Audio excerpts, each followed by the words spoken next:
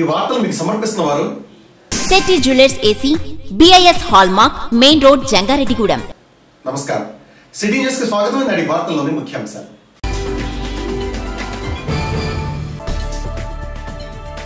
Central university విద్యార్థి రోహిత్ ఆత్మహత్యకు కారకులపై చర్యలు తీసుకోవాలంటూ పీడీఎస్యూ ఆధ్వర్యంలో జంగారెడ్డిగూడెంలో బుధవారం జరిగిన విద్యా సంస్థల బంద్.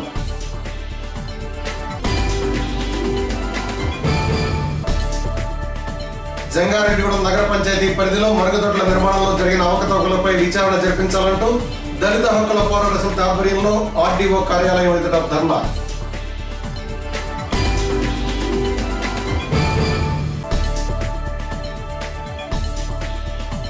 తగ్గిన జామాయిల్ ధరలతో కూరగాయ ఉత్పత్తి కేంద్రాలుగా మారుతున్న జామాయిల్ నర్సరీలపై సిటీ న్యూస్ ప్రత్యేక కథనం.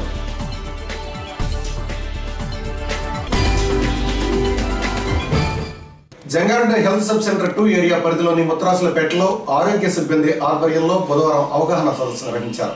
గర్భిణీ స్త్రీలు ఆరోగ్యంగా ఉండేందుకు, పుట్టే శిశువు ఆరోగ్యంగా ఉండేందుకు ఈ సందర్భంగా పలు సూచనలు చేశారు. బిడ్డ పుట్టిన 24 గంటల్లోపు హెపటైటిస్ బి, ఓ పోలియో, బీసీజీ తదితర టీకాలను వెంటనే వేయించాలని, అదేవిధంగా బిడ్డకు 9 నెలలు పూర్తయిన దగ్గర నుంచి 5 సంవత్సరాల లోపు పిల్లలకు రేచికెట్ రాకుండా ఏ విటమిన్ సొల్యూషన్ తప్పనిసరిగా వేయించాలని తెలిపారు. ఈ కార్యక్రమంలో హెల్త్ సూపర్వైజర్ జి మేరీగుల్, ఎండి సుభాన్ బేగ్, ఆరోగ్య సిబ్బంది ఎం రేణుక, షేక్ ఖాదర్ బాషా, ఎం శశికళ తదితరులు పాల్గొన్నారు. అదేవిధంగా జంగారెడ్డిగూడెం హెల్త్ సబ్ సెంటర్ 1 నందు సురక్షిత ప్రసవం, తల్లి బిడ్డల క్షేమం కార్యక్రమంలో భాగంగా ఆరోగ్య కార్యకర్తల ఆధ్వర్యంలో ర్యాలీ నిర్వహించారు.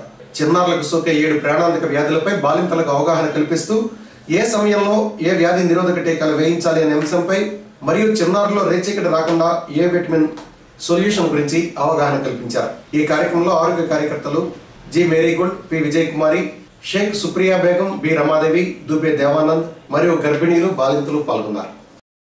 కాపులను బీసీలో చేర్చాలని డిమాండ్ చేస్తూ ఈ నెల 5వ తేదీన ఆమరణ నిరాహార దీక్షకు సిద్ధమవుతున్న మాజీ మంత్రి ముద్రగడ పద్మనాభానికి జంగారెడ్డిగూడెం కాపు నాయకులు సంఘీభావం ప్రకటించారు. బుధవారం తూర్పుగోదావరి జిల్లా కిర్లంపూడిలోని పద్మనాభం ఇంటి వద్ద కలుసుకుని ఈ సంఘీభావాన్ని తెలిపారు. కాపు సంఘం నాయకులు జట్టి గురునాథరావు, అచ్యుత శ్రీనివాసరావు, చింతల నాని, గౌతు సత్యేంద్రబాబు, మద్దాల ప్రసాద్, ఆది వీర వెంకట్రావు, పిండి హరి, అరవ వీర వెంకట్రావు, పిండి హరి, అరవ శ్రీనివాసమూర్తి, దొండపాటి పండు, బోయిన వెంకన్న తదితరులు ముద్రగడను తెలిసి మద్దతు ప్రకటించిన వారిలో ఉన్నారు. హైదరాబాద్ సెంట్రల్ యూనివర్సిటీ విద్యార్థి రోహిత్ ఆత్మహత్యపై సమగ్ర విచారణ జరిపించాలంటూ పీడీఎస్యూ ఆధ్వర్యంలో ప్రభుత్వ మరియు ప్రైవేటు విద్యా సంస్థల బంద్ బుధవారం నిర్వహించారు. ఈ సందర్భంగా పీడీఎస్యూ నాయకులు పలు విద్యా సంస్థల బస్సులను సూర్య కాలేజీ రోడ్లో అడ్డగించి ధర్నా చేపట్టారు. గురువారం నుండి ఇంటర్ విద్యార్థులకు ప్రాక్టికల్ పరీక్షలు జరుగుతున్న తరుణంలో జరగనున్న తరుణంలో ప్రైవేటు విద్యా సంస్థలకు చెందిన నిర్వాహకులు ఈ రోజున సెలవు ప్రకటిస్తే గురువారం ప్రారంభమయ్యే పరీక్షలకు ఇబ్బంది కలుగుతుందని, తాము దీనికి వ్యతిరేకం కాదని పరిస్థితిని అర్థం చేసుకోవాలని కోరడంతో పట్టణ ఎస్ఐ ఆనందరెడ్డి, సిఐ శ్రీనివాస్ యాదవ్లు ఇరు వర్గాల వారితో మాట్లాడి ఒక పూట విద్యా సంస్థలు బంద్ నిర్వహించే విధంగా ఒప్పించారు. దీంతో బంద్ కార్యక్రమం ప్రశాంతంగా ముగిసింది. ఈ కార్యక్రమంలో పీడీఎస్యూ నాయకులు K Lenin, Srinivasa Reddy, Suresh, SFI నాయకులు ఎం వెంకటరాజు, షేక్ రంజన్, పి రత్నసాయి తదితరులు పాల్గొన్నారు.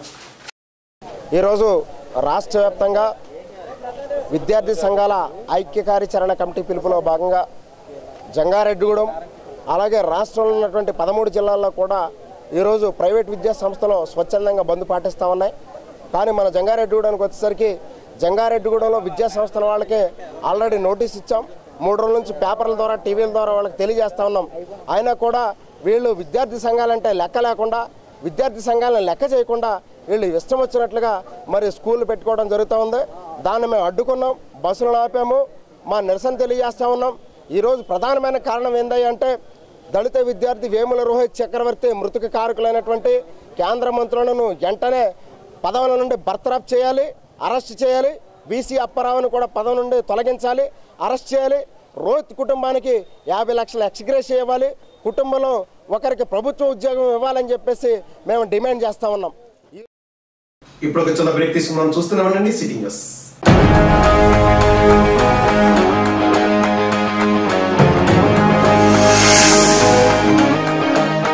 Shetty city jewellers AC gold, diamond and silver. ప్రథమంగా డైమండ్ జ్యువెలరీ సేల్స్ స్టార్ట్ చేసి ఉన్నాము. ఇప్పుడు మా దగ్గర black diamonds, diamond rings, diamond lockets, diamond కమ్మలు, బేబీస్ డైమండ్ కుట్టుకాడలు కలెక్షన్స్ లభించును. టాప్ క్వాలిటీ VVS గ్రేడ్ మాత్రమే అమ్మబడును. ప్రకృతి సిద్ధమైన నాణ్యమైన జాతిరాళ్లు ల్యాబ్ టెస్టింగ్ చేసినవి లభించును. Baby tops number of models లభించును. అన్ని రకాల వెండి కాళ్ల పట్టీలు లభించును. 92% ఇంటర్నేషనల్ క్వాలిటీ సెట్టిలో మాత్రమే. ప్రతి ఆభరణంపై 916 ముద్ర ఉంటుంది. మీ పాత బంగారానికి నిజమైన ధరను పొందండి. ఎక్కువ క్వాలిటీ, ఎక్కువ మోడల్స్ సెట్టిలో మాత్రమే. Address city jewellers AC, BIS hallmark, main road, Jangareddygudem. TRAI నిబంధనలు మరియు కేంద్ర ప్రభుత్వ ఆదేశాల ప్రకారం ప్రతి వినియోగదారుడు సెటాప్ బాక్స్ తప్పనిసరిగా బిగించుకోవాల్సి ఉంటుంది. ఆధునిక సాంకేతిక పరిజ్ఞానం నేపథ్యంలో మీ కేబుల్ నెట్వర్క్ డిజిటల్ కాబడి 6 నెలలు పూర్తయి వినియోగదారులకు మంచి వినోదాన్ని ఇంకా క్వాలిటీతో ప్రసారాలు జరుగుతున్నవి. అన్లాగ్ లో ప్రసారాలు నిలిచిపోయే సమయం దగ్గరవుతున్న తరుణంలో వినియోగదారులందరూ మీ యొక్క కేబుల్ ఆపరేటర్ ని సంప్రదించి డిజిటల్ బాక్సులు అమర్చుకోవాల్సిందిగా కోరుచున్నాం. అన్లాగ్ లో ప్రసారమయ్యే ముఖ్యమైన channels Gemini Movies, Maa TV, Zee Telugu, sports, Discovery మొదలగు ముఖ్యమైన ఛానల్స్ డిజిటల్ లోకి మారి అన్లాగ్ లో నిలిచిపోవును. కావున వినియోగదారులందరూ త్వరపడి మీ యొక్క ఆపరేటర్ ను సంప్రదించి డిజిటల్ సెటప్ బాక్స్ ను అమర్చుకొని 300కు పైగా channels HD quality, MPEG 4 technology, stereophonic sound తో వీక్షించగలరు. బాక్సులు ఆర్డర్ పెట్టిన 15 రోజులకు కానీ రావు. కావున ప్రసారాలు ఆగిపోయిన తర్వాత ఆపరేటర్ ను ఇబ్బంది పెట్టినా ప్రయోజనం లేదు. కావున వినియోగదారులందరూ త్వరపడగలరు. Welcome back. జంగారెడ్డిగూడెం నగర పంచాయతీ పరిధిలో ప్రభుత్వం మంజూరు చేసిన మరుగుదొడ్ల నిర్మాణంలో చోటు చేసుకున్న అవకతవకలపై సమగ్ర విచారణ జరిపించాలంటూ బుధవారం RDO ఆఫీస్ వద్ద దళిత హక్కుల పోరాట సమితి ఆధ్వర్యంలో ధర్నా నిర్వహించారు. ఈ సందర్భంగా దళిత హక్కుల పోరాట సమితి జిల్లా అధ్యక్షులు లాగు రఘుబాబు మాట్లాడుతూ దళిత కుటుంబాలకు చెందిన పలువురు ఈ విషయం తన దృష్టికి తీసుకువచ్చారని, అధికార ప్రతిపక్ష నాయకులు కుమ్మక్కై పెద్ద ఎత్తున అవినీతికి పాల్పడుతున్నారని ఆరోపించారు. దీనికి సంబంధించిన పలు వివరాలను కోరుతూ దీనిపై సమగ్ర విచారణ జరిపించాలంటూ RDO ఆఫీస్ EOకు వినతిపత్రం అందించారు. ఈ కార్యక్రమంలో జంగారెడ్డిగూడెం దళిత సంఘ ప్రతినిధులు, జీలిగిమిల్లి మండల దళిత నాయకులు, దళిత మహిళలు పెద్ద ఎత్తున పాల్గొన్నారు. రాష్ట్ర ముఖ్యమంత్రి గారు నారా చంద్రబాబు నాయుడు గారు ఈ రాష్ట్రంలో రైతు రుణమాఫీ కానీ, ఫీజు రియంబర్స్మెంట్ కానీ, పసిపిల్లలకు చంద్రన్న పథకం కానీ, కోటా బియ్యం, రేషన్ బియ్యం కానీ ఎన్నో పథకాలు ఆయన నెరవేరుస్తున్న ఈ సమయంలో రాష్ట్రంలో మహిళలు పడుతున్న ఇబ్బందులు గమనించి బహిర్విచక్షణ చేయడానికి ఇబ్బంది పడుతున్నారు. కాబట్టి ఈ రాష్ట్రంలో ప్రతి కుటుంబానికి ఒక మరుగుదొడ్డు 15,000 రూపాయలు కేటాయించి ఒక నెంబర్ 1 మరుగుదొడ్డు కట్టే విధంగా మన రాష్ట్ర ముఖ్యమంత్రి వర్యులు 3,000 నుంచి 4,000 కోట్ల రూపాయలు బడ్జెట్ కేటాయించి మరుగుదొడ్ల నిర్మాణానికి విడుదల చేయగా ఈ జంగారెడ్డిగూడెంలో 1,850 మరుగుదొడ్లు సెలక్షన్ కాగా అందులో సగానికి పైగా 1,50,00,000కు పైగా ఈ ప్రజాప్రతినిధులు, ఈ ప్రభుత్వ అధికారులు, ఈ ప్రతిపక్ష పాలకులు ఏకమై కోట్ల రూపాయలు తినేసినటువంటి పరిస్థితి ఈ జంగారెడ్డిలో మనం చూస్తున్నాం. దానిలో భాగంగా మన గౌరవనీయులు RDO గారికి వినతిపత్రం ఇవ్వడానికి వచ్చాము. సంబంధిత ఇన్ఛార్జ్ అధికారి గారికి రిప్రజెంటేషన్ ఇవ్వడం జరిగింది.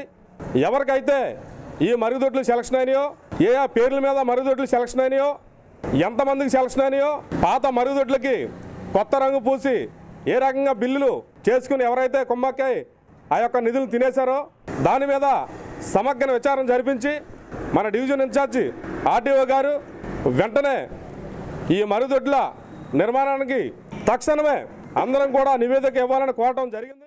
హక్కుల పోరాట సమితి వారు ఇచ్చినటువంటి పిటిషన్లోని విషయాలన్నిటి మీద సమగ్రమైన విచారణ జరిపించి ఆ నివేదికని పశ్చిమ గోదావరి జిల్లా కలెక్టర్ వారికి సమర్పించడమైంది. తదుపరి చర్య నిమిత్తం పోరాటం అయింది.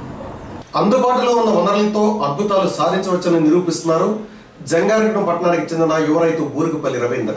సంక్షోభం తలెత్తినప్పుడు ప్రత్యామ్నాయ దిశగా ప్రయత్నించి ఆ ఇబ్బంది నుంచి బయటపడాలనే ఉద్దేశంతో ఈ కార్యక్రమాన్ని చేపట్టినట్లు ఆయన తెలుపుతున్నారు. ఈయన ఇప్పటి వరకు జామాయిల మొక్కలు పెంచిన నర్సరీ ఛాంబర్లలో కూరగాయలు, పువ్వులు పెంచుతూ లాభాలను ఆర్జిస్తున్నారు.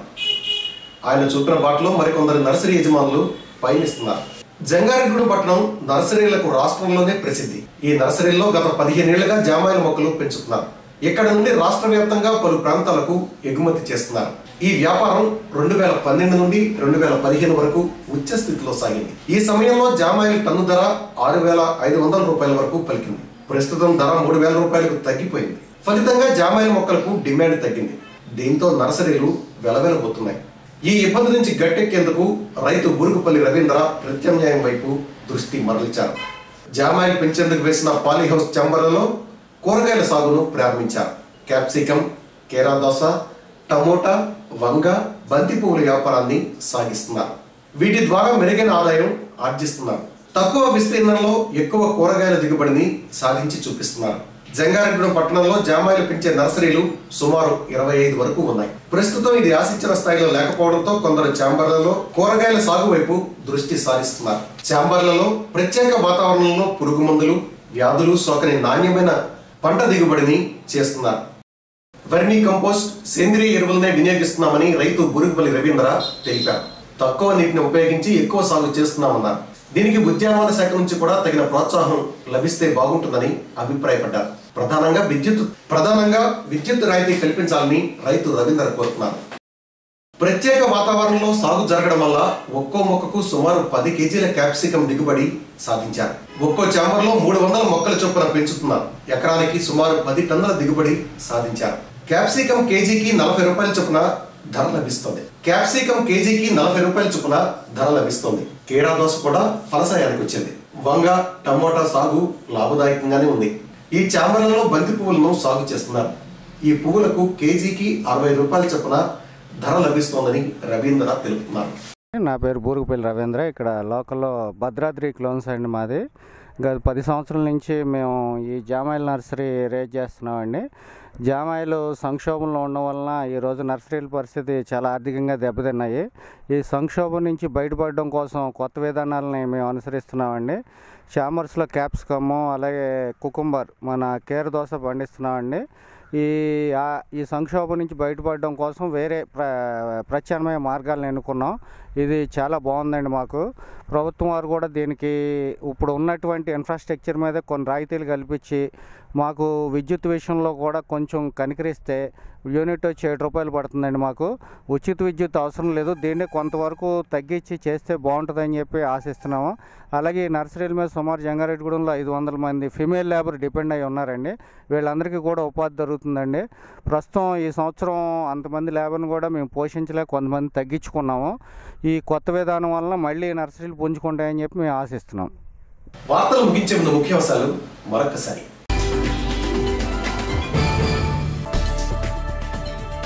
సెంట్రల్ యూనివర్సిటీ విద్యార్థి రోహిత్ ఆత్మహత్యకు కారకులపై చర్యలు తీసుకోవాలంటూ పీడీఎస్యూ ఆధ్వర్యంలో జంగారెడ్డిగూడెంలో బుధవారం జరిగిన విద్యా సంస్థల బంద్.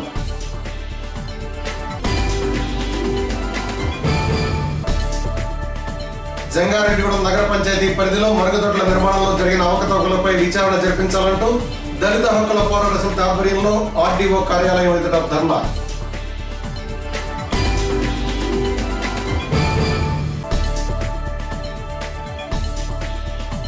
తగ్గిన జామాయిల ధరలతో కూరగాయ ఉత్పత్తి కేంద్రాలుగా మారుతున్న జామాయిల నర్సరీలపై సిటీ న్యూస్ ప్రత్యేక కథనం.